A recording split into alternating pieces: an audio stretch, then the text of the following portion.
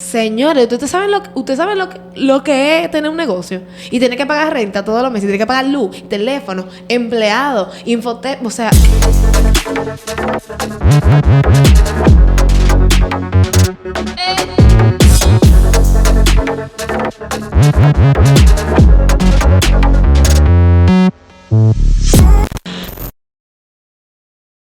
Voy a aprovechar y invitarlo al workshop de Laura el 21 de mayo. Gracias. Para que estén presentes. Y recuerden que tenemos a Laura. Yo sé que le encantó el episodio de ayer. La tenemos hasta el domingo. Así que no se preocupen que tenemos mucha información.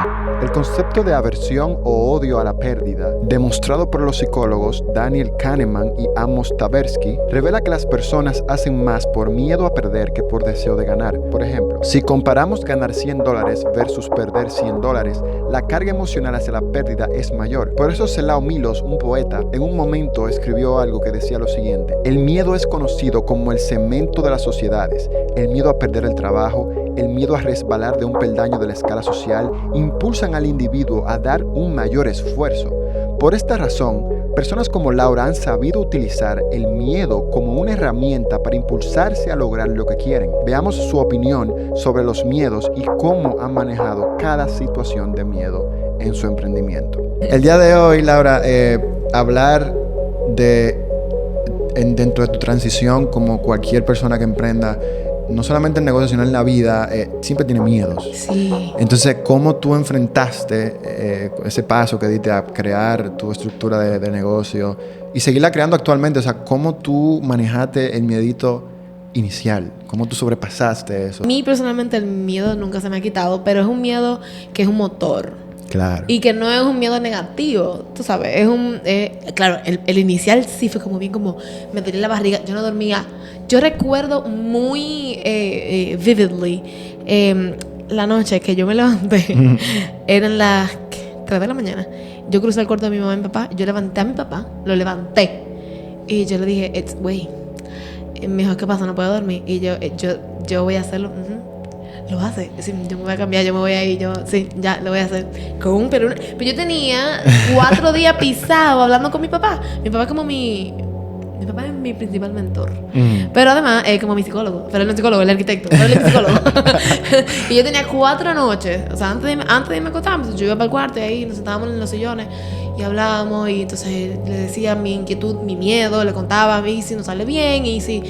Le decía también, cónchale papi, me da miedo dejar un sueldo para empezar un negocio donde, claro, todo el mundo te va a decir, tú tienes que ponerte un sueldo. Yo fui al podcast de las Economic Startup, perdón. Buenísimo. Y me dijeron, tú tienes que tener un sueldo. Claro, mi amor, pero ¿cuándo? Entonces yo estoy poco a poco estructurando, pero yo estoy desde el 2021 en esto. O sea que, no, o sea, todavía pueden pasar meses en lo que tú no tienes clientes. Por ejemplo, cuando yo me estaba mudando, coincidió con mi boda, como todo el proceso, y en eso como primero, o sea, esos 3 meses post boda antes de mudarme, yo no podía coger clientes porque ¿dónde iba a coser? ¿Quién me iba a coser? Yo no tenía infraestructura de dónde iban a coser. ¿Cómo yo iba a coger clientes? Yo recuerdo Maile una vez Maile me decía, yo tenía empleados que me reclaman como, oye, y ella lo vende bueno, que Maile escuchaba, ella lo vende en tanto. Señores, ustedes saben lo que es tener un negocio y tener que pagar renta todos los meses, y tener que pagar luz, teléfono, empleado, infotec, o sea... Claro. Para tú venir a decir, o sea, la estructuración de los precios es una cosa en la que yo he ido aprendiendo. Yo me daba cuenta que yo regalaba los vestidos antes. Yo regalaba los vestidos porque claro, lo que me costó la tela y lo que me costó hacerlo. Y el resto, dime. Entonces lo que tú dices, los empleados muchas veces no ven que como tú no estás vendiendo, como ellos son empleados, como si hay que pagarle. Claro. Y aunque yo no estoy haciendo ni un peso, yo tengo que pagarle a un empleado. Entonces, el miedito todavía existe. Claro. Pero o sea, es un motor ahora. Claro, porque eso me conecta mucho con el hecho de que tú eres una persona muy valiente, Laura. Te lo digo. Yo me gusta hacer podcast también porque puedo decirle a la gente lo que siento. Estas bellezas. Físicamente y en persona.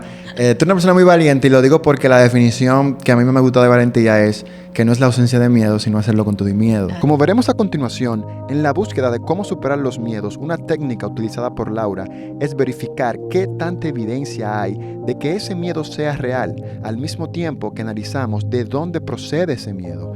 Porque como veremos, en muchas ocasiones puede que el miedo no sea incluso provocado por nosotros mismos, sino por alguien más cerca de nosotros. Y es bueno que sepan que hay un estudio que se hizo, creo que fue en el 1908, con una rata, donde a la rata se le daba, ¿cómo se llama?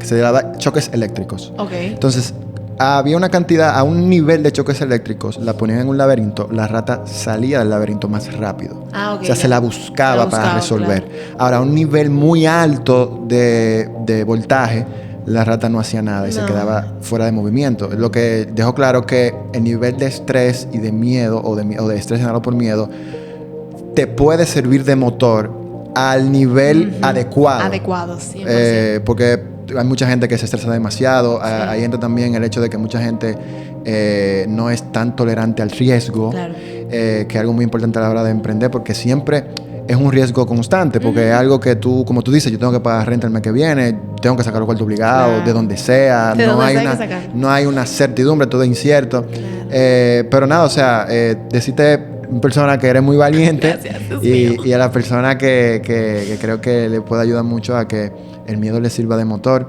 Sí. Creo que es una excelente forma de empezar el podcast. ¿Tú sabes qué otro miedo puede pasarle a mucha gente? A tu trabajo, a que tu trabajo no cree en el cliente lo que tú estás esperando que cree. Claro. Y por ejemplo, tener una experiencia así, negativa, te hace que cada vez, bueno, a mí me llegó a hacer que cada vez que yo entregaba trabajo, yo sentía como, ay Dios, ¿y si no le gusta el vestido?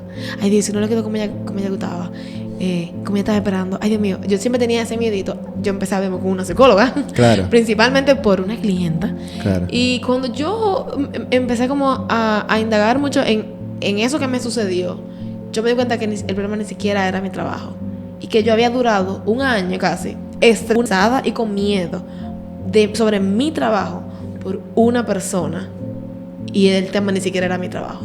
¿Entiendes lo que quiero decir? Que ese miedo de inseguridad de tu trabajo existe, hay que manejarlo, y mi psicólogo lo que me dice es, ¿qué evidencia tú tienes de que las cosas te van a salir mal? Claro. Y yo decía, porque ni siquiera el problema con esa clienta te salió mal. Claro. Tú tuviste un problema, todo el mundo tiene un problema constantemente, tú tuviste uno. Entonces, esa es tu evidencia. Pues sigue, porque tú tienes una evidencia muy poca evidencia. Cualquiera también puede facilitar, pues yo voy a dejar esto. Claro. Yo me voy a emplear, yo no tengo por qué pasar por este estrés. Claro. Y eso tampoco es el punto. Claro, porque eso, yo siempre hago la analogía de cuando tú cocinas. O sea, a buen fuego es una buena carne. Pero a mucho fuego se quema también. Y no funciona. Entonces hay que saber cómo balancear eso. Yo creo que en la vida también hay que saber balancear qué nivel de estrés tú puedes manejar. Porque, por ejemplo, hay personas que pueden perfectamente manejar un negocio solos, hasta un nivel muy alto. Sí. Y tú te das cuenta que ¿a cuánta gente tú has contratado? No, a 2. Y quizás yo con esas 2 me vuelvo un 8, porque mi nivel de estrés es mayor, no sé manejar ciertas cosas, no tengo las habilidades.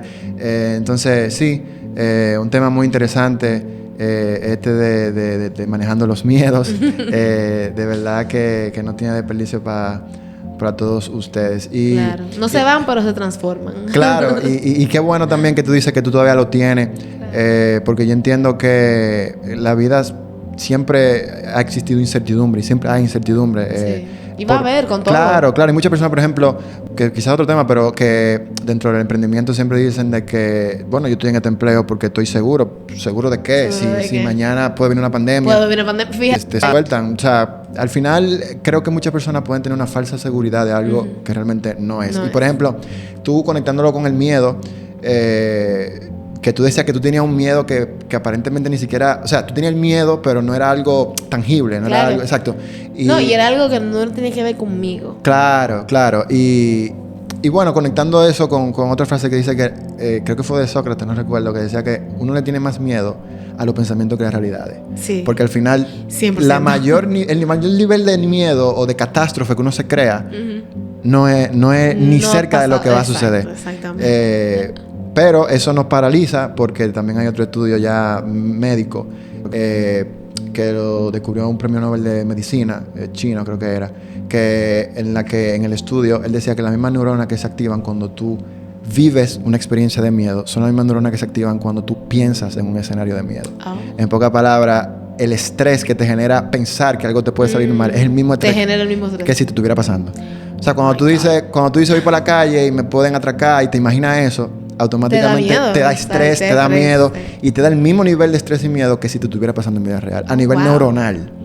Entonces, por eso es bueno coger y dejar y saber hasta dónde podemos manejar los miedos. Y buscan ayuda psicológica si lo necesitan, porque yo lo busqué fue por algo laboral. Buenísimo. Una clienta me estresó tanto que tuve que buscar ayuda psicológica. No, buenísimo, porque muchas veces la gente cree que eso es para loco. La psicología y el psicólogo, pero tenemos una psicóloga detrás de cámara, ella está muy agradecida de este mensaje. Vayan al psicólogo. Como podemos ver en este episodio, el miedo nunca se va. Simplemente debemos de buscar la manera de lidiar con él. Cada momento demanda un aprendizaje nuevo y ese aprendizaje siempre viene de la mano de enfrentar situaciones que por más pequeñas que sean nos generan inseguridades. Pero ya para terminar es bueno entender lo siguiente sobre esto.